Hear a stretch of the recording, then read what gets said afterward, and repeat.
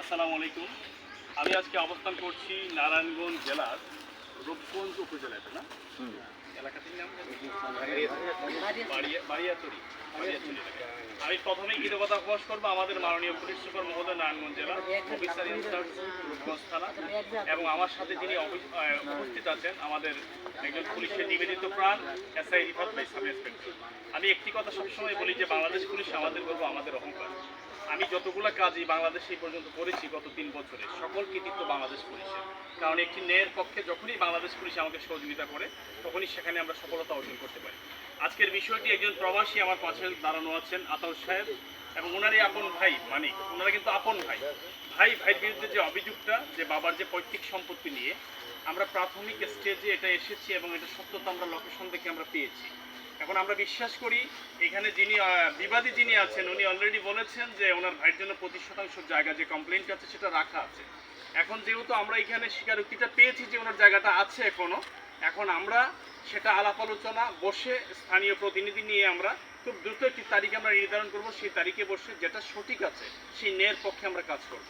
আপনি যেটা সঠিক সেটা কি আপনি মেনে নেবেন, একটু বলবেন আমার? জি, আমি যেটা সঠিক সেটাই মেনে নিব। মানে আপনার বাবার পৈতৃক সম্পত্তিতে যেভাবে 25% জায়গা ওনাকে, প্রত্যেক ভাইকে আপনারা যেভাবে আপনার বাবা দিয়ে গিয়েছেন, এটাকে তো রাষ্ট্রের আইন অনুযায়ী কোনোভাবে এটাকে ভায়োলেট করার কোনো সুযোগ নেই।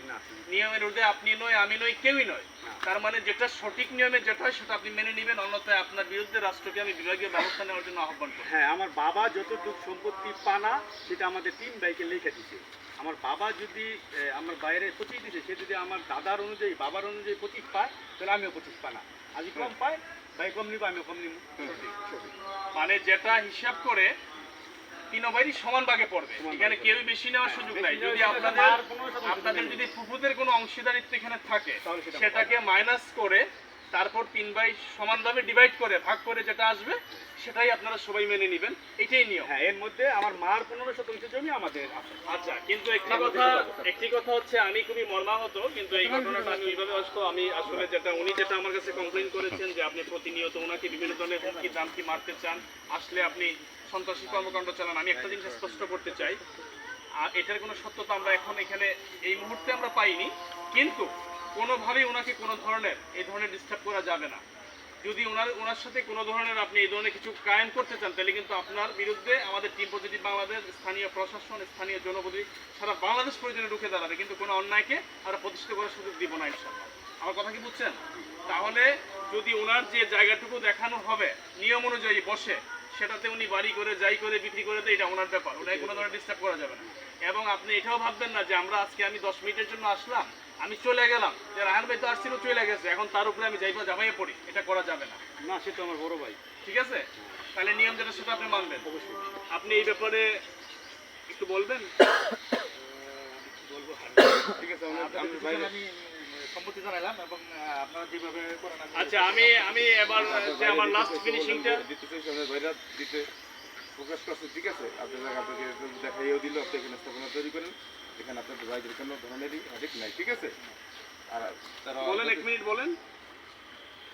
ঠিক আছে, বলেন। কি হামলা করছে? হন সন্ত্রাসী হামলা হইছে? আমার কোনো হামলা করে নাই, তবে ডিসিশনের মাধ্যমে আপনারা যে ডিসিশন দেবেন সেটা আমি মেনে নেব, অসুবিধা নাই। এই পরবর্তী ডিসিশনে জানি না কী হবে, তবে আমি আশাবাদী যে আমি আমার জায়গা ফিরা পাবো এবং আমি আমার জায়গায় আমি 10 তলা বিল্ডিং ইনশাল্লাহ যদি চাই তাহলে করতে পারবো ইনশাআল্লাহ। দোয়া রইল আপনার জন্য।